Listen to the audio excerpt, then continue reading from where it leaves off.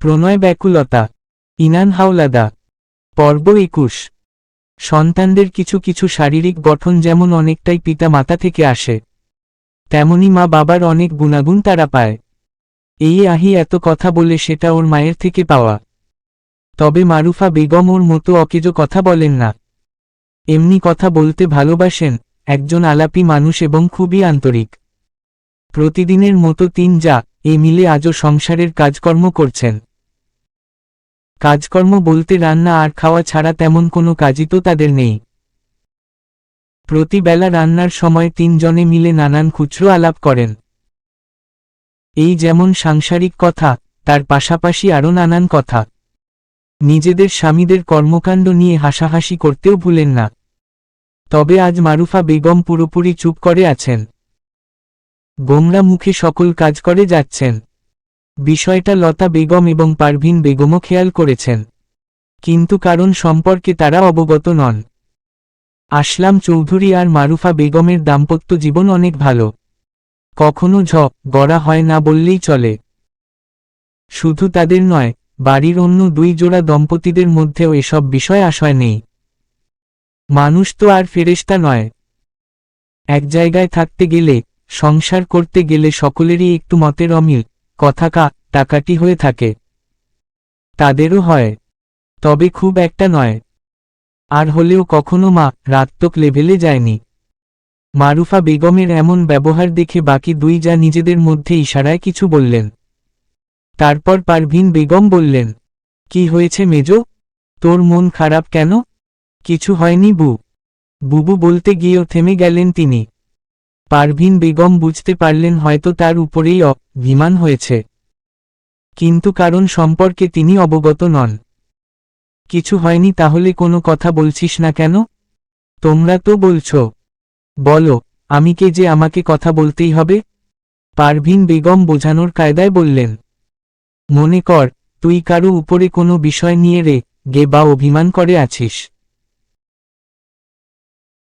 এখন যদি সেই ব্যক্তিটাকে কিছু না বলে, না কয় সবটা নিজের মধ্যে লুকিয়ে রাখিস, তাহলে সে কিভাবে বুঝবে তুই গে আছিস?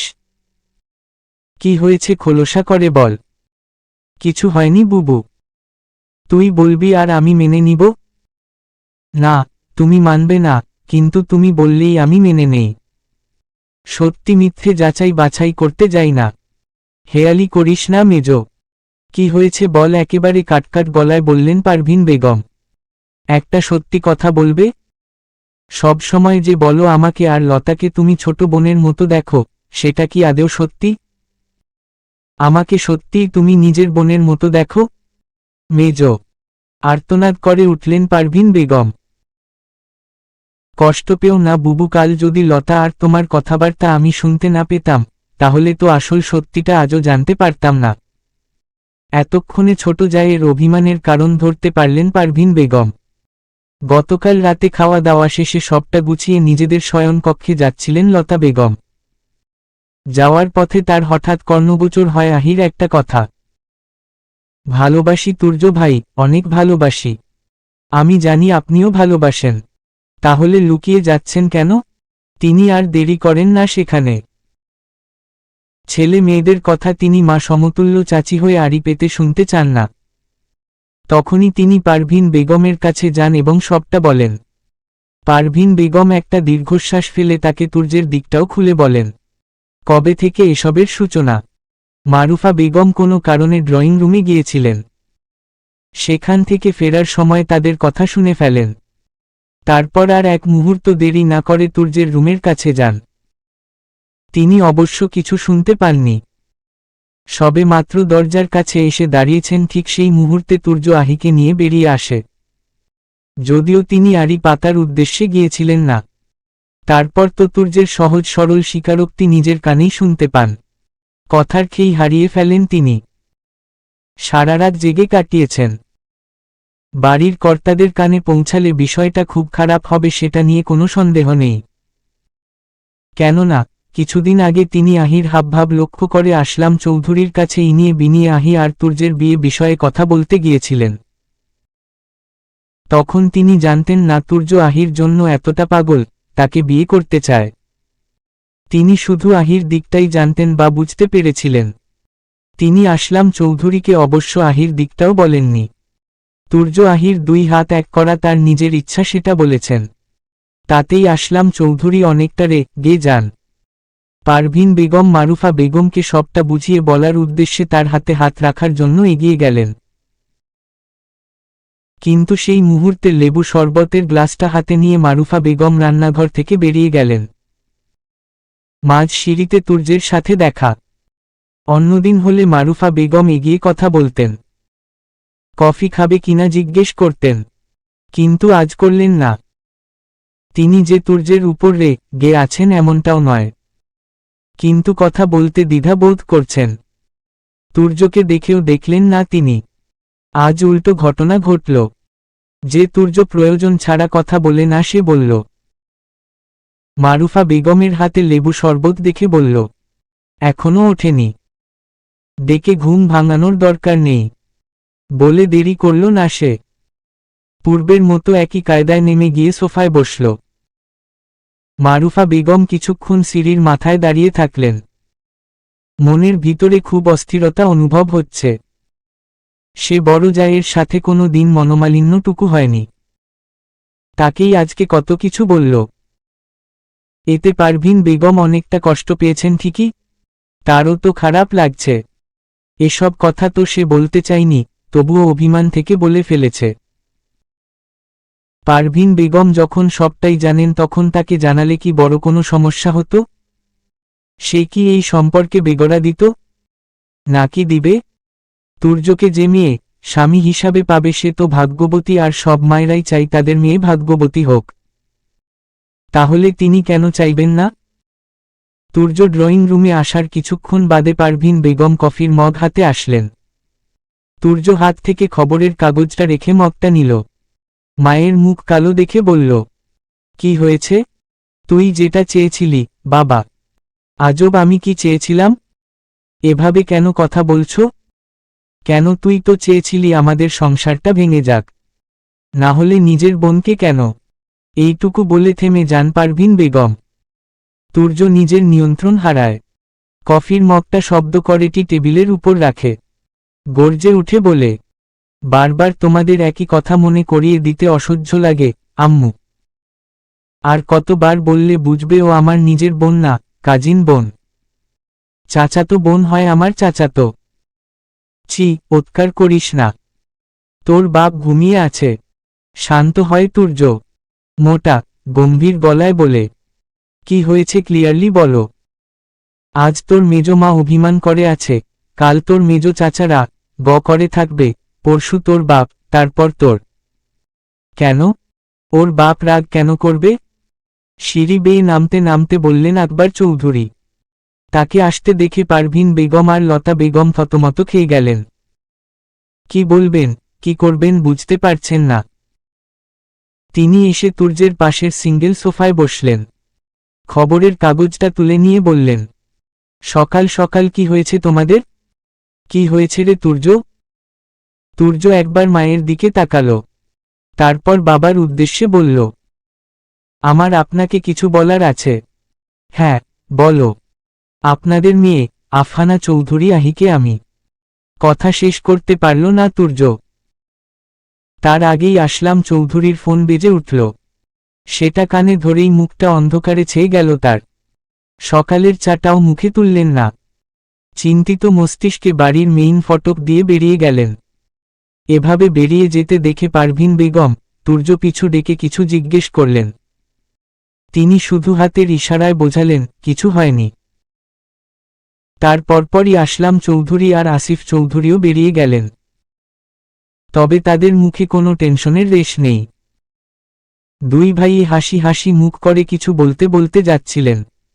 তুর্য যেতে গেলে তাকেও যেতে বাধা দিলেন। আর আসিফ চৌধুরী বললেন, টেনশন করো না কেউ। আর তুর্য, আজ তুই একটু সকাল সকাল বাড়ি ফিরিস, বাকিটা কলে বলছি। রাস্তা পার হওয়ার উদ্দেশ্যে তারিন সেই তখন থেকে দাঁড়িয়ে আছে। সাথে তার 6 বছর বয়সের পিচ্চি খালাতো ভাই। শক্ত করে কাফির হাত ধরে দাঁড়িয়ে আছে সে। রাস্তা পার হওয়া তারিনের কাছে সবচেয়ে কঠিন কাজ। এই 20 বছরের জীবনে ঠিকমতো রাস্তা পার হওয়া ব্যতীত বাকি সকল কাজকাম কম বেশি সে পারে। রাস্তাও পার হতে পারে, আধ ঘন্টা ধরে দাঁড়িয়ে থেকে তারপর। তবে আজ আধ ঘন্টার বেশি হয়েছে সে রাস্তার পাশে পা ভেঙে দাঁড়িয়ে আছে। সাথে কাফি রয়েছে বলে আরও বেশি ভয়। পরের ছেলে গাড়ির নিচে চাপা পড়লে তো শেষ। তারিন যতক্ষণ ধরে দাঁড়িয়ে আছে ঠিক ততক্ষণ ধরেই তাকে ফলো করছে ব্ল্যাক সানগ্লাসের নিচে থাকা দুটি চোখ। চোখ দুটি ভীষণ অধৈর্য। আর কতক্ষণ এভাবে দাঁড়িয়ে দাঁড়িয়ে খেলা দেখবে? যতই শীত শীত আমেজ আসুক দুপুরের রোদটা ঠিকই করা। মাথার তালু গরম হয়ে গিয়েছে। তারিনদের দিকে এগিয়ে গেল লোকটা। বলল, এই মেয়ে, রাস্তা পার হবে কখন? পেছনে থেকে হঠাৎ করে বলে ওঠা মেহেদির কথায় হালকা করে কেঁপে উঠল তারিন। কাফি চোখ মুখ কুঁচকে বলল, কে আপনি? আমার আপিকে এভাবে মোকাচ্ছেন কেন? মেহেদিও কাফির মতো করে চোখ মুখ কুঁচকে ওর দিকে তাকাল। 2 বার করে এক ভ্রু নাচিয়ে বলল, আপনি কে? আমাকে এভাবে মোকাচ্ছেন কেন? আমি কাফি, কামরুজ্জামান। কাফি খুব ভাব নিয়ে বড়দের মতো করে বলল কাফি। আচ্ছা, কফি? কফি নয়, তাহলে কি চা নাকি শরবত? কাফিকে শেষ করতে না দিয়ে কথাটা বলে মুচকি হাসে মেহেদি। কাফি তারিনকে দেখিয়ে বলে, আপি, কে এই লোকটা? তুমি চিনো এনাকে? না চিনলে বলো, ট্রাফিক পুলিশের হাতে তুলে দেই। তারিন কাফিকে ইশারায় থামতে বলে মেহেদিকে বলল, ভাইয়া আপনি কিছু বলবেন? না বললে রাস্তা পার হব। তারিনের মুখে এমন কথা শুনে মেহেদির মনে হলো সে যেন কতগুলো মিমিস শুনল। 10টা মিমিসের হাসি একসাথে হাসলেও মানুষ এত হাসে না। সে যেভাবে হাসতে শুরু করল। কাফি বলল, আপনি এভাবে বলের মতো হাসছেন কেন? হাসি থামান, আমরা রাস্তা পার হব। রাস্তা পার হবে তোমরা? গত 1 ঘন্টা ধরে তোমাদের 2 ভাই বোনের রাস্তা পার হওয়া দেখার আশায় চান্দি ফাটা রোদের মধ্যে দাঁড়িয়ে আছি, কিন্তু সেই সৌভাগ্য হচ্ছে না। আপনি কিন্তু অপমান করছেন। এই আপি চলতো রাস্তা ক্রস করি। হ্যাঁ চল বলে কাফির হাত শক্ত করে ধরে তারিন। চালাও বলে মেহেদি তাকিয়ে আছে তাদের দিকে। তারিন কাফিকে নিয়ে 1 পা আগাচ্ছে তো 2 পা পিছাচ্ছে। মেহেদির ঠোঁটে মিটিমিটি হাসি।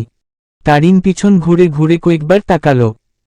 লোকটা যখন দেখতেই পারছে সে রাস্তা পার হতে পারছে না, তাহলে এত না হেসে একটু হেল্প করলেই তো হয়। এভাবে রাস্তা পার হতে না পেরে তারিনের একটু লজ্জাও লাগছে।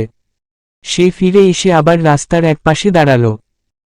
মেহেদির উদ্দেশ্যে বলল, আসলে কাফি ছোট তো, ভয় পায় যদি, তাই রাস্তা ফাঁকা হওয়ার জন্য অপেক্ষা করাই ভালো। আচ্ছা, চা কফি কে আমি সামলাচ্ছি, তুমি বরং একাই রাস্তাটা পার হও। লোকটা তাহলে ধরতে পেরেই গেছেন সে রাস্তা পার হতে পারবে না। কিন্তু তার এই ধারণা তো সত্যি হতে দেওয়া যাবে না।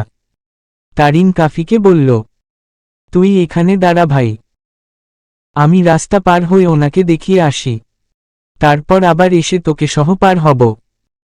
এই লোক যদি আমাকে ডন্যাপ করে? তোমার মতো চা কফি বেচে আমার তেমন লাভ হবে না ভাইজান। খুব কষ্টে ইউনুস নবীর দোয়া পড়তে পড়তে রাস্তা পার হলো তারিন।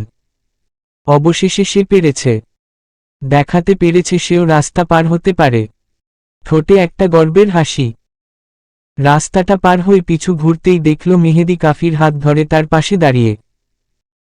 বড় উপকার হলো, না হলে আবার কখন রাস্তা পার হতে পারত, আবার কখন কাফিকে আনত। এভাবে বারবার রাস্তা পার হতে হতেই বিকেল হয়ে যেত।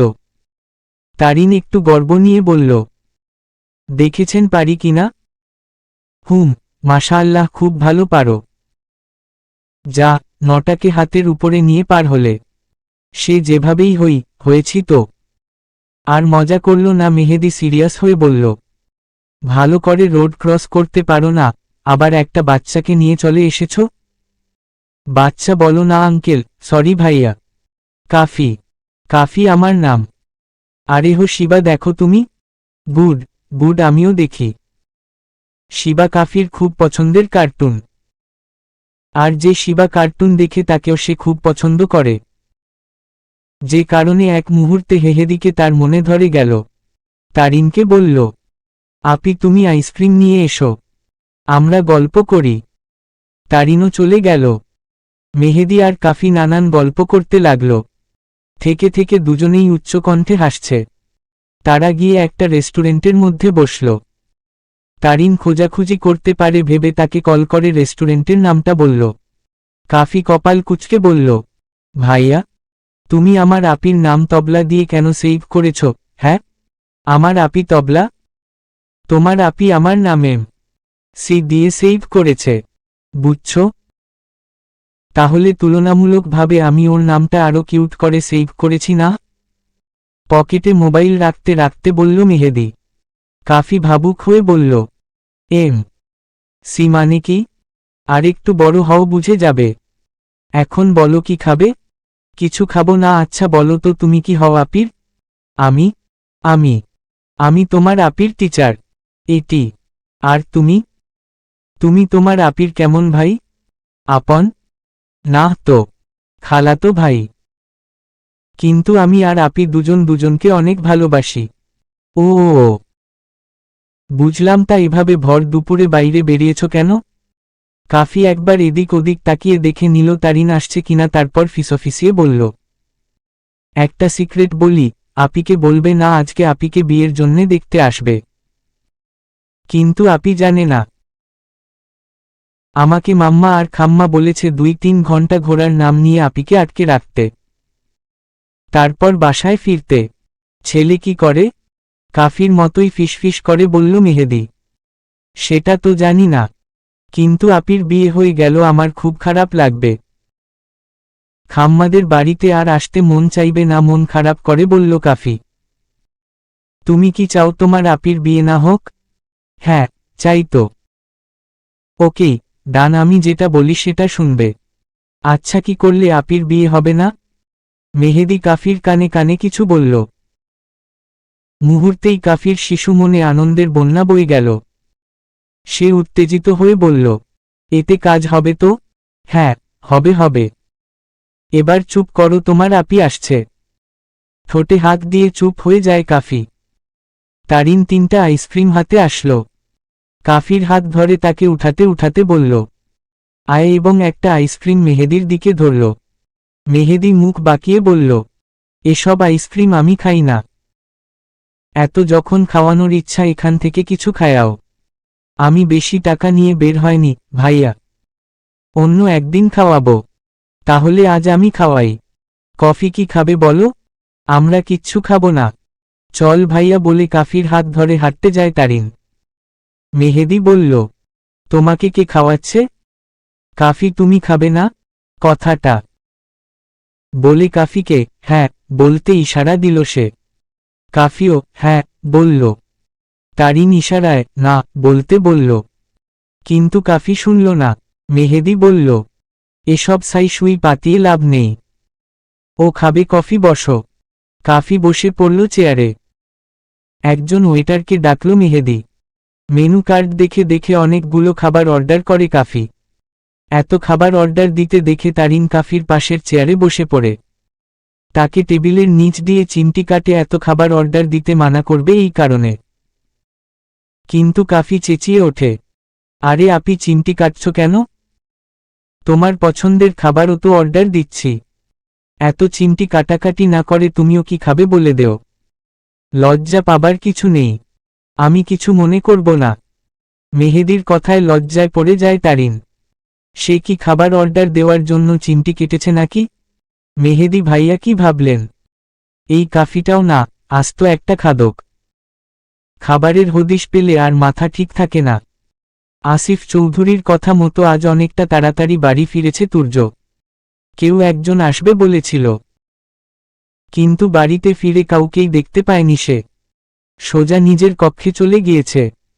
ফ্রেশ হয়ে আজ নিজের কফি নিজে তৈরি করেছে।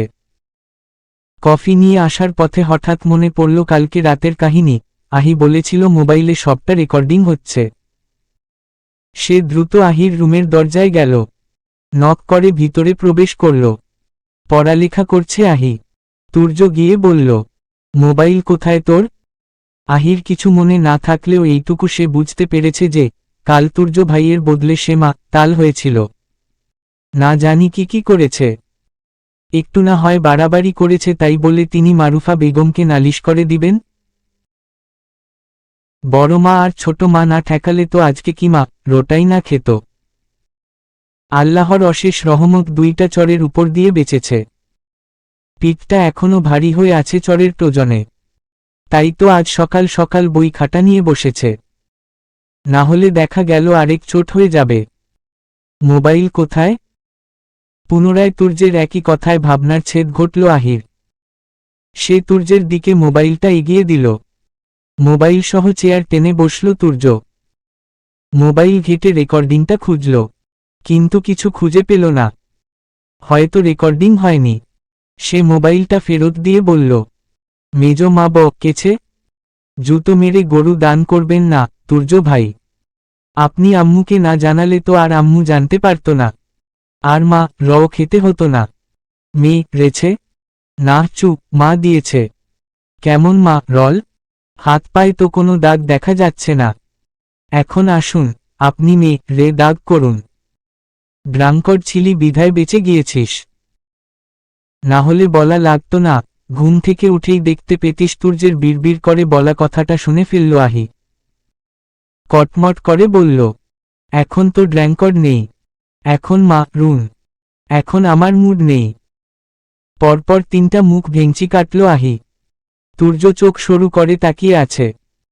এই বাড়ির প্রত্যেকটা সদস্য জানে সে শুধু আহির সাথে রা কথা বলে। তাহলে এখন কে রা করে কথা বলছে?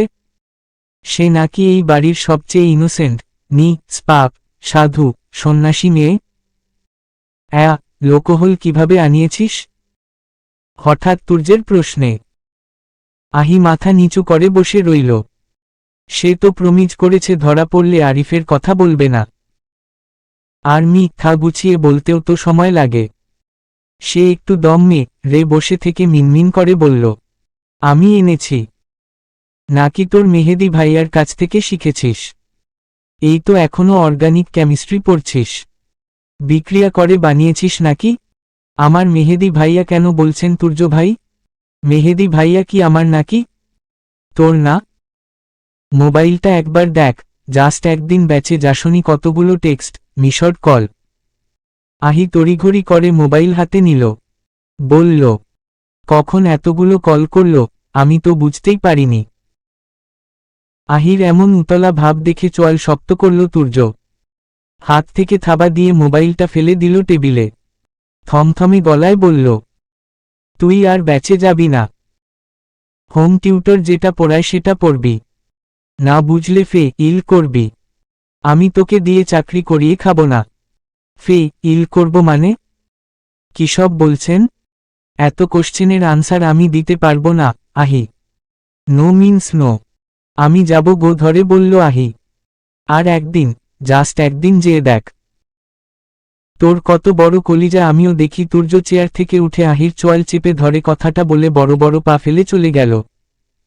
আহি গাল ধরে বসে আসে। কেমন মুডরে বাবা মাত্রই মজা করছিল, আর চোখের পলক পড়তে না পড়তেই এভাবে মেগে হালকার উপরে ঝাপসা রে টেরে চলে গেল। আহি পড়ল মহা মুসিবতে। সে যদি ব্যাচে না যায় তাহলে তারিনও যাবে না, আর তারিন ব্যাচে যাওয়ার ছেড়ে দিলে তো সর্বনাশ। আগে তার প্রতি মেহেদির একটা দুর্বলতা থাকলেও ইদানিং আহি লক্ষ্য করছে তারিনের প্রতি মেহেদির একটা সফট কর্নার আছে। যদিও প্রায় সময়ই মেহেদি তারিনকে লেগপুল করে। তাদের সম্পর্কটা একটু সাপে নেউলে। যদিও তারিন ভদ্রতা দেখিয়ে মেহেদির সামনে মুখ খোলে না, কিন্তু অবচরে পুরো ডিটারজেন্ট দিয়ে ধোয়। সে এই সম্পর্কের একটা নাম হওয়ার আশায় নিয়মিত ব্যাচ করে, না হলে কোনো কালেই এত রেগুলার স্টুডেন্ট সে ছিল না। এই দিন যায় তো 2 দিন কামাই করে। তারিন কত করে বলেছে সে আর ব্যাচে আসবে না। আহি তাকে এক প্রকার জোর করে আটকে রেখেছে। এখন কুলে এসে তো সে তরি ডুবাবে না। মেহেদি আর তারিনের মধ্যে একটা কিছু করিয়েই ছাড়বে। নিজে তো তুর্য ভাইয়ের মনে কাঠি গেড়ে বসতে পেরেছে, তার একমাত্র বেস্ট ফ্রেন্ডের একটা ব্যবস্থা না করলে হয়? তুর্য ভাই আর কি করবেন, একটু কবেনি তো? একটু না হয় কলেনি, তাতে কি এমন ক্ষতি? এগুলো তো রোজই হয়, ভাত মাছ হয়ে গিয়েছে, সাথে একটু পোলাও মাংস হলে ভালো হয়। কিন্তু জনাব হবু তুর্য ভাই বর তো এসব পোলাও মাংস খাওয়াবেন না। খাটাস লোক একটা। আকবর চৌধুরী যতটা চিন্তা মাথায় নিয়ে বাড়ি থেকে বেরিয়েছিলেন ঠিক ততটাই শান্ত মস্তিষ্কে বাড়িতে ফিরেছেন। একটু ক্লান্ত বটে। ওভাবে বের হয়ে যাওয়ার কারণে বাড়ি শুদ্ধ সবাই অনেক চিন্তায় পড়ে যায়। তারপর মিনিট 10 মাথায় আসিফ চৌধুরী তুর্যকে কল করে কিসব বলে, আর তুর্য জানিয়ে দেয়। টেনশনের কোনো কারণ নেই, ব্যাস এটুকুই কারণ, আর ব্যাখ্যা করে বলে না। জিজ্ঞেস করলেও বলবে না, তাই আর জিজ্ঞেসও করেনি। তাছাড়া মারুফা বেগম আর পারভিন বেগমের মনোমালিন্য মিটে গেলেও তুর্যের প্রতি তিনি এখনও অভিমান করে আছেন। সেই থেকে বাড়ির গিন্নিরা কৌতূহল নিয়ে বসে আছে আসল কারণ জানার জন্যে। কখন বাড়িতে 3 কর্তার যে কোনো এক কর্তা আসবে আর সত্যিটা উন্মোচন করবে। আকবর চৌধুরীকে আসতে দেখে মারুফা বেগম আর লতা বেগম বড় যাকে খোঁচালেন কারণ জিজ্ঞেস করার জন্য। পারভিন বেগম কয়েকবার করে বললেন, সবে মাত্র এলো, একটু বিশ্রাম নিক, কিন্তু কোনো কিছুতেই কাজ হলো না। বাকি 2 জন ছেলে মানুষই শুরু করে দিয়েছে। পারভিন বেগম অগত্যা একটা চায়ের কাপ নিয়ে এগিয়ে গেলেন। কাপটা দিতে দিতে বললেন, কি হয়েছিল সকালে? আর আজ দুপুরেও তো ফিরলে না। আর বলো না তোমার দেবরদের কথা। দুটোতে এখনো হাড়ে হাড়ে দমাস রয়েছে, খালি চুল দাড়িই পেকেছে। কেন? কি করেছে আমার দেবররা? আমার একটা বন্ধু আছে না মানিক, তুমি তো চিনো, কানাডা থাকে। ও গতকাল রাতে দেশে ফিরেছে, দেখা করতে এসেছিল। আর রামজাদা দুটো ম্যানেজারকে দিয়ে আমাকে কল করিয়েছে, বলেছে মিরপুরের শোরুমে নাকি আগুন লেগেছে। বজ্জাত। আকবর চৌধুরীর কথা শুনে পারভিন বেগম মুখ চেপে হাসি শুরু করলেন। আর লতা বেগম মারুফা বেগম রান্না ঘর থেকে শব্দ করে হেসে দিলেন। আকবর চৌধুরী কপট রাগ দেখিয়ে বললেন, হাসছ তোমরা?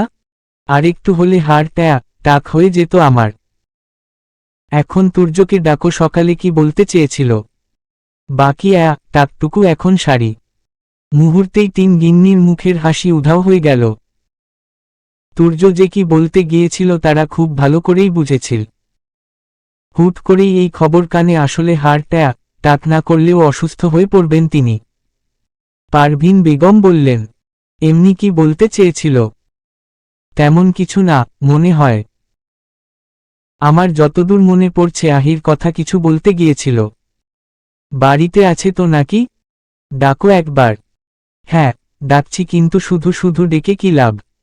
ওই আহি কি জিনিস নিয়েছিল মনে হয়, সেটাই বলতে চাইছিল। আকবর চৌধুরী শব্দ করে হাসলেন।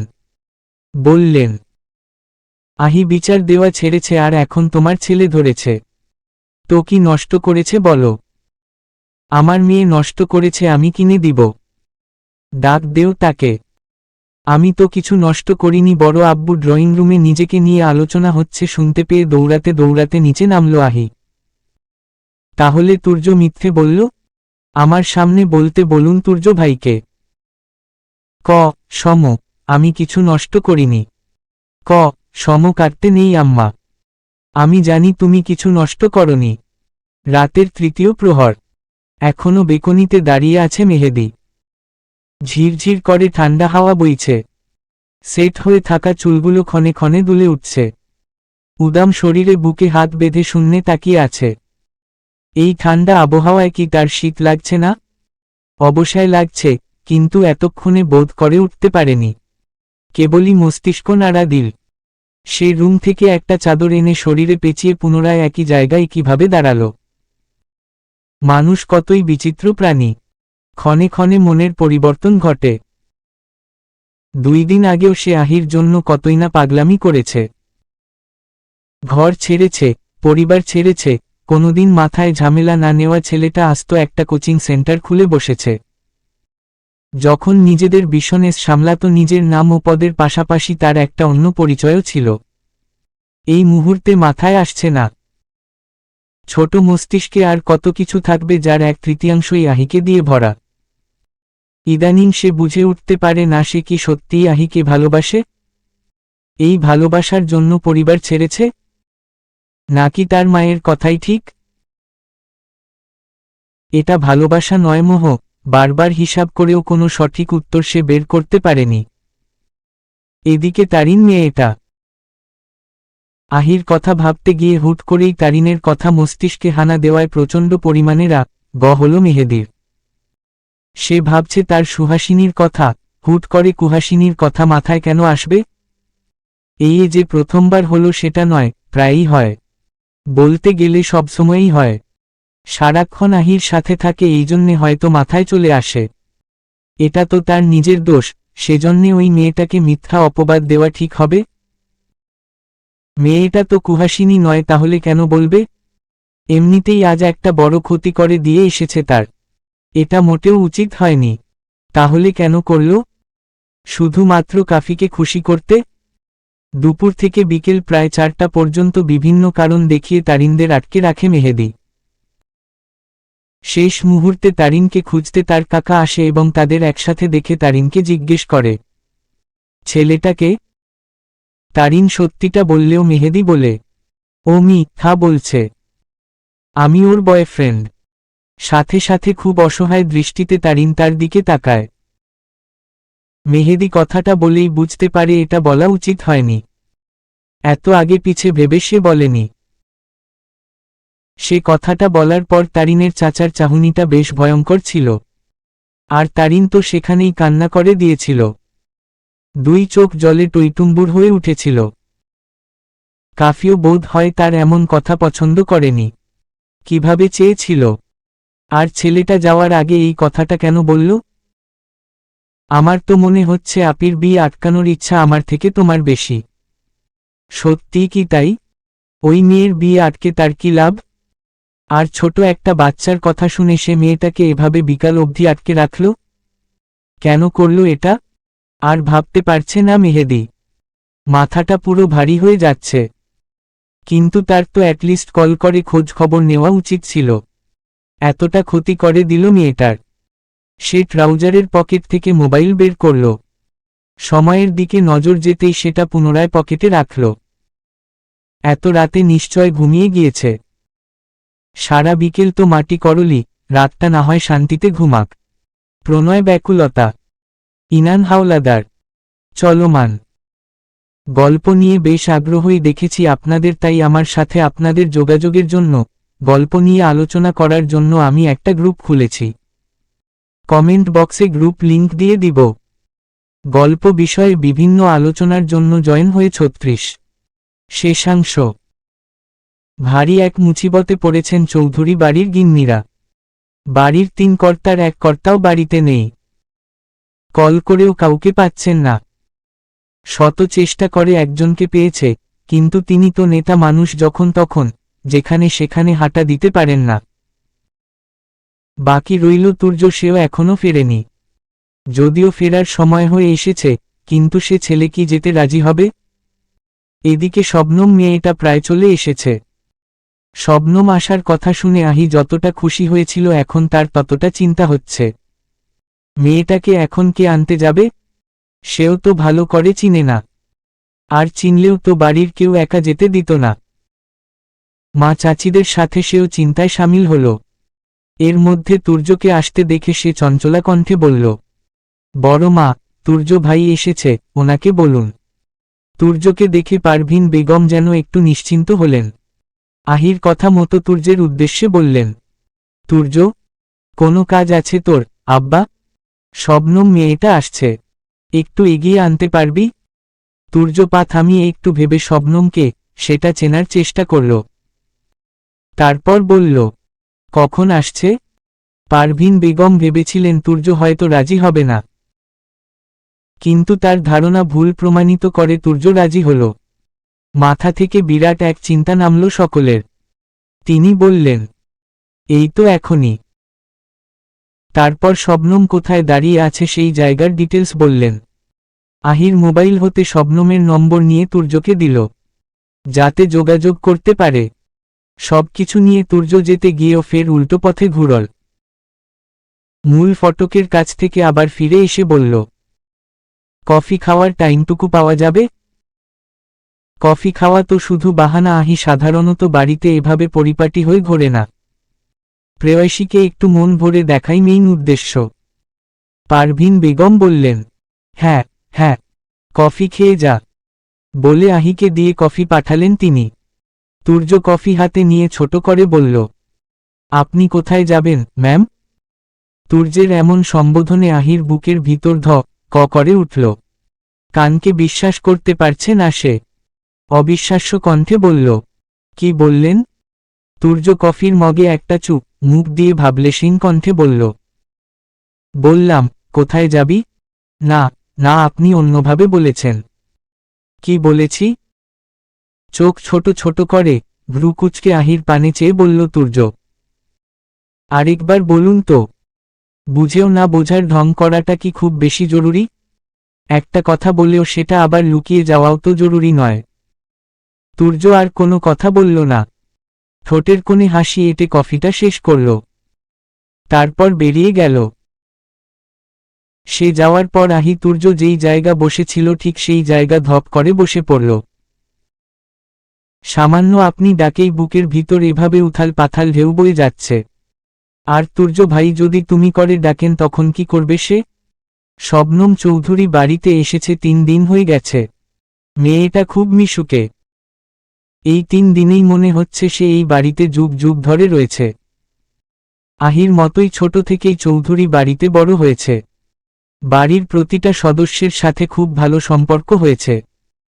বিশেষ করে তাহি আহি আর শান্তপ্রান্তের সাথে একদম বন্ধুত্বপূর্ণ সম্পর্ক। পড়া লেখা শেষে প্রতিদিন একবার করে লং আড্ডা দিবে। পেট পাতলা আহি নিজের পেটে থাকা মোটামুটি সকল কথাই তাকে বলে ফেলেছে। তবে সেটা নিয়ে তার কোনো অনুশোচনা নেই। শবনম খুব ভালো মেয়ে। সব কথা বললেও একটা কথা বলেনি, সেটা হলো তুর্য আর তার কথা না বলারও একটা কারণ আছে অবশ্য। 2 দিন আগে সে অনেক গল্প করছিল শবনমের কাছে। তখন তুর্য তাকে ডেকে নিয়ে বলেছিল, তুই যেটার জন্য ওয়েট করছিস আমিও করছি, বাট 7 ক্যারেট তোর থেকে 1000 গুণ বেশি আকুল হয়ে। কি মিন করেছি আই থিঙ্ক বুঝেছিস তুই।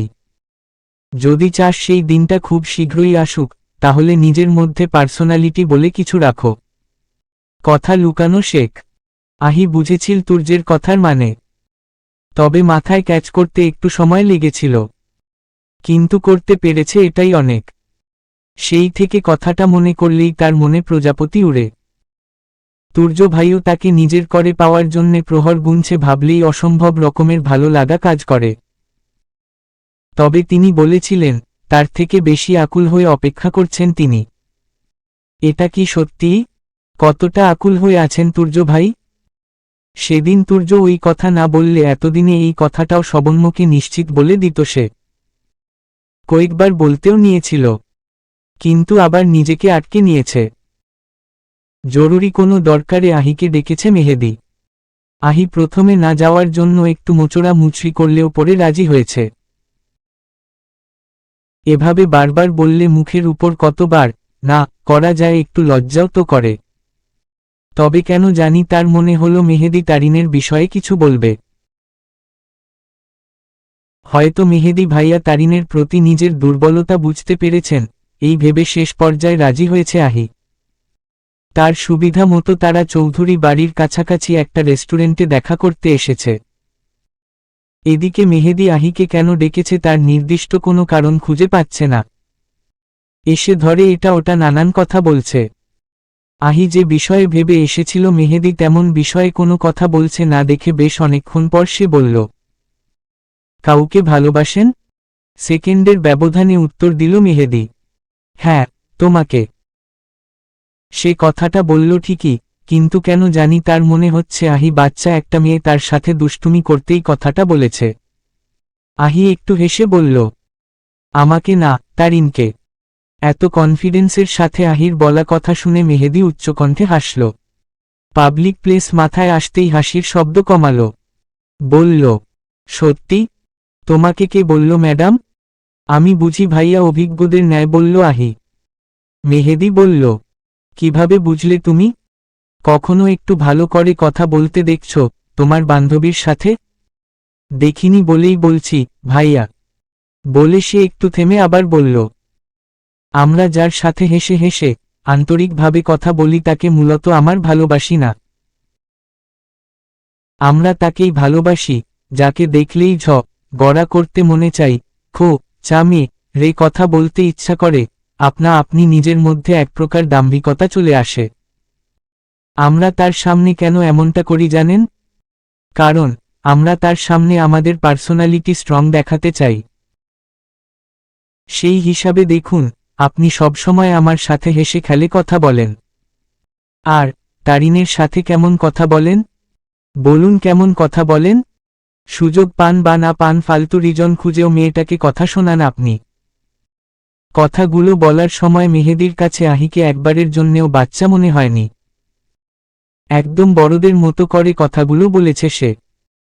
এত সিরিয়াস গলায় এই প্রথমবারের মতো আহিকে কথা বলতে শুনল মেহেদী। এমনভাবে বলল যেন এই বিষয়ে খুব অভিজ্ঞ। মেহেদী উল্টে প্রশ্ন করল, সবার ক্ষেত্রেই এক?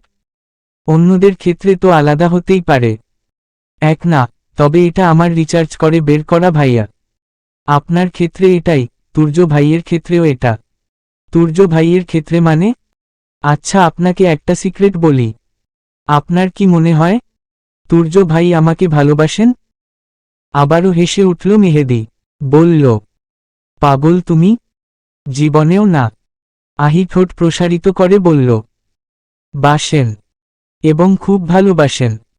ওনার ভালোবাসার জটলা খুলতেই আমার এত শত অভিজ্ঞতা। উনি আমাকে ভালোবাসেন এইটুকু সিওর থাকেন। এখন বলুন আপনি যতদিন তুর্য ভাইয়েকে দেখেছেন কখনো দেখেছেন আমার সাথে সুন্দর করে কথা বলতে? দেখেননি, তিনি এখনো সুন্দর করে কথা বলেন না আমার সাথে। কিন্তু ভালোবাসেন আমি এটাও জানি, তিনি কোনো দিনও আমাকে ভালোবাসিও বলবেন না। আচ্ছা, মানলাম তুর্য ভাইয়া তোমাকে ভালোবাসে, কিন্তু না বলে কোনো দিন ভালোবাসা হয়? এটা আবার কেমন ভালোবাসা হয়? ভালোবাসা মনের ভেতরকার ব্যাপার স্যাপার। শুধু মুখে বলে বেড়ালেই ভালোবাসা হয়ে যায় না, আর মুখে না বলেও ভালোবাসা যায়। কেউ বাইরে ভালোবাসি ভালোবাসি বলে লাফিয়ে বেড়ায়, কেউ ভিতরে ভিতরে যত্ন করে ভালোবাসে, মুখে প্রকাশ করে না। হয়তো করতে পারে না।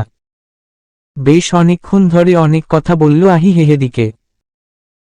তারপর যখন ভাবল সে এসকল কথা বলে ফেলেছে প্রচণ্ড পরিমাণে অবাক হল। সে সত্যিই এগুলো বলেছে? কিভাবে বলল?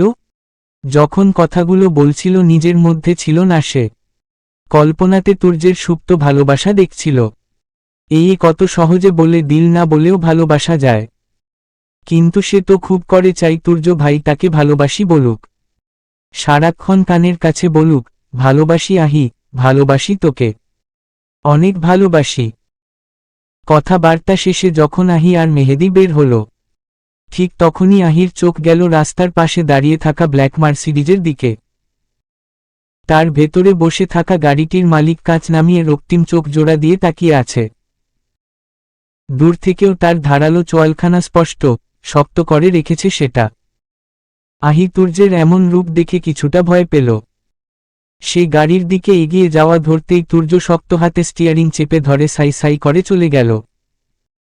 তখন আহির বলা কথাগুলো মেহেদীর মনে তেমন কোনো প্রভাব ফেলেনি। শুধু এইটুকু বুঝেছে আহির চিন্তা মাথা থেকে পুরোটা ঝেড়ে ফেলতে হবে। আহির মতো বাচ্চাসুলভ মেয়েটাও কি সুন্দরভাবে ভালোবাসার সংজ্ঞা বুঝিয়ে দিল। সত্যিকারের ভালোবাসায় না পড়লে এভাবে বলা সম্ভব নয়। এদিকে সেদিনের পর থেকে তারিন আর কোচিংয়ে আসেনি। মেহেদী খুব করে চেয়েছিল একবার সরি বলতে, কিন্তু সেই সুযোগটুকুও পায়নি। যতবার কল করেছে মোবাইল ফোন বন্ধ বলেছে। খুব অপরাধ বোধে ভুগছে সে। তার সামান্য একটা কথায় মেয়েটার কত বড় ক্ষতি হয়ে যাবে বুঝতে পারেনি। ওর পরিবার আবার পড়ালেখাই বন্ধ করে দেননি তো? নাকি বিয়ে হয়ে গেল? ভিতরে ভিতরে অনুশোচনায় ভুগছে মেহেদী। এর মধ্যেই নাজমা বেগম কল করলেন। অনেকক্ষণ ধরে কথা হলো। মেহেদীর ভিতরের উদাসীন ভাব দেখে নাজমা বেগম বললেন, কি হয়েছে তোমার? মায়ের সাথে সে বরাবরই মন খোলা। সবটা খুলে বলল মেহেদী। নাজমা বেগম একটু ভেবে বললেন, কাজটা ঠিক করনি, তবে এতটা অনুশোচনা করারও কিছু হয়নি। কি বলছো মা? আমার কারণে মেয়েটার পড়ালেখাই বন্ধ না হয়ে যায়? হলে হোক, তোমার এত চিন্তা করে কি লাভ? লাভ লসের হিসাব আসছে কোথা থেকে? আচ্ছা রাখো তুমি, কে যেন কল দিচ্ছে, বলে কল কাটল মেহেদী। আননোন নম্বরটা রিসিভ করতেই ওপাশ থেকে একটা সালাম আসলো। সে সালামের উত্তর দিয়ে বলল, কে? তারিনা? জি, আপনার নগদে ব্যাচের টাকা পাঠিয়েছি, একটু দেখে বলুন গিয়েছে কিনা। দেখল না মেহেদী। সে বলল, টাকা ব্যাচে এসে দিতে। আর গত 2 দিন আসো না কেন? আমি আর আসব না।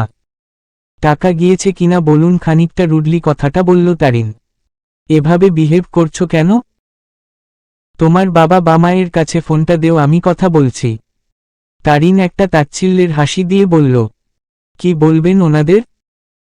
সেদিন তো বয়ফ্রেন্ড বলেছেন, আজ বিয়ে হয়ে গেছে সেটা বলবেন? তোমার মনে হচ্ছে না তুমি আমার সাথে আদবি করছো? 2 দিন গলার সুর পাল্টে ফেলেছ, কি মনে করেছ আমি তোমাকে পছন্দ করি তাই সেদিন ওই কথাটা বলেছি? শোনো মেয়ে।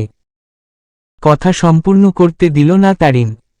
সে একই কণ্ঠে ফের বলল, গলার সুর 2 দিন পাল্টেনি। পড়াতেন আমাকে, তাই আগে ভদ্রতা দেখিয়েছি। এখন আমি আপনার স্টুডেন্ট নই। সুতরাং আপনার মাপ দেখার প্রশ্নেই আসে না। আর আপনি আমাকে পছন্দ কি করবেন? যার পিছনে পড়ে আছেন। থেমে গেল সে। তারপর একটা তাচ্ছিল্যের সাথে মুখ বাঁকালো। মেহেদী বলল, হ্যাঁ বলো, মাঝপথে থামলে কেন? আপনার সাথে এত কথা বলার কোনো রুচি আমার নেই। টাকা গিয়েছে কিনা বলুন। এই মেয়ে, তুমি আমাকে 4000 টাকার গরম দেখাও? আমার স্ট্যাটাস সম্পর্কে তোমার কোনো আইডিয়া আছে? আর কি একটা কথা বলেছি সেজন্যে তুমি আমার সাথে এভাবে বিহেভ করছো? তুমি আদব সেটা আগেই বুঝেছিলাম, কিন্তু এত বড় আদব জানতাম না। আম্মু ঠিকই বলেছিলেন, একদম বিনা কারণে আমি অপরাধ বোধে ভুগছি। একদম ঠিক করেছি তোমার সাথে। তোমার। মেহেদীর মুখের উপর কল কাটল তারিন। এতে সে আরো রেগে গেল। মোবাইল ফ্লোরে আছাড় রল। সাথে সাথে ডিসপ্লে ভেঙে চৌচির হয়ে গেল। বদ্ধ ঘরে চিৎকার করে উঠল। কত বড় স্পর্ধা ওই মেয়ের! ওর সাহস কি করে হয় আমার সাথে এমন বিহেভ করার? তোর দেমাগ যদি না নেছি তাহলে আমার নামও মেহেদী নয়। চলবে।